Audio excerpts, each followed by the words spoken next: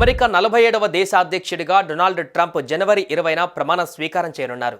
ఇందుకోసం వాషింగ్టన్ సిటీలోని క్యాపిటల్ బిల్డింగ్లో ఉన్న రోటుండాను సర్వాంగ సుందరంగా తీర్చిదిద్దారు. ప్రస్తుతం వాషింగ్టన్లో ఎముకలు కొరికే చలి ఉన్నందున రోటుండా బిల్డింగ్ లోపల వామ్ వెదర్లో ట్రంప్ ప్రమాణ స్వీకారాన్ని నిర్వహిస్తున్నారు.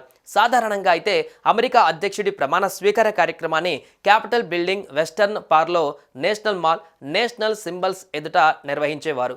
వేలాది మంది ప్రజానీకం సాక్షిగా ఈ ఘట్టం జరిగేది.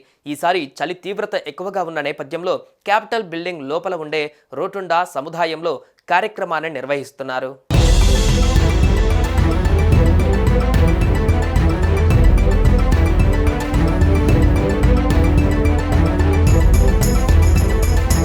అయినా చలిని లెక్క చేయకుండా దేశంలోని వివిధ ప్రాంతాల నుంచి వేలాది మంది ట్రంప్ మద్దతుదారులు వాషింగ్టన్కు చేరుకుంటున్నారు.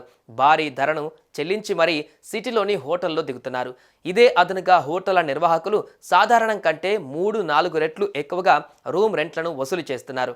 ట్రంప్ ప్రమాణ స్వీకారం జరగనున్న సోమవారం రోజున వాషింగ్టన్ డీసీలో సగటున -11 డిగ్రీల సెల్సియస్ టెంపరేచర్ మేర ఉంటుందని వాతావరణ అంచనాలు వెలువడుతున్నాయి.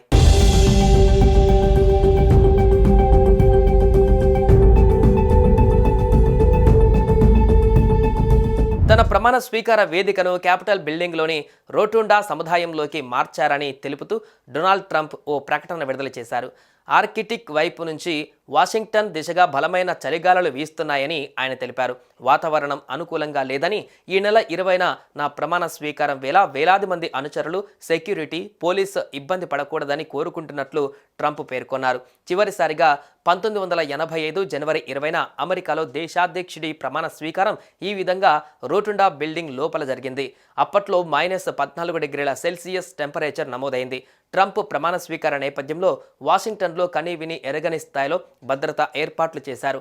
నగరంలో దాదాపు 30 మైళ్ళ పరిధిలో తాత్కాలిక కంచెను ఏర్పాటు చేశారు.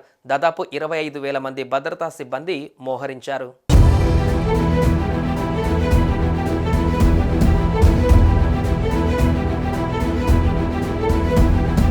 స్పెషల్ గెస్టులు, ఆహ్వానితులను మాత్రమే లోపలికి అనుమతిస్తారు. ఈ తరుణంలో అమెరికా సీక్రెట్ సర్వీస్ ఏజెంట్లు కూడా తమ పనిని మొదలుపెట్టారు.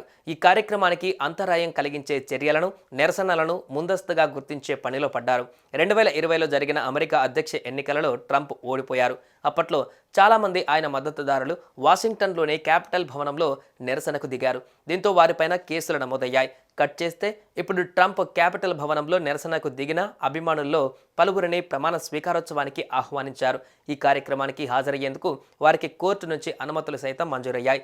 ఇప్పటికే జనవరి 19న వాషింగ్టన్ సిటీలోని క్యాపిటల్ వన్ అరేనాలో make America great again victory rally నిర్వహించారు.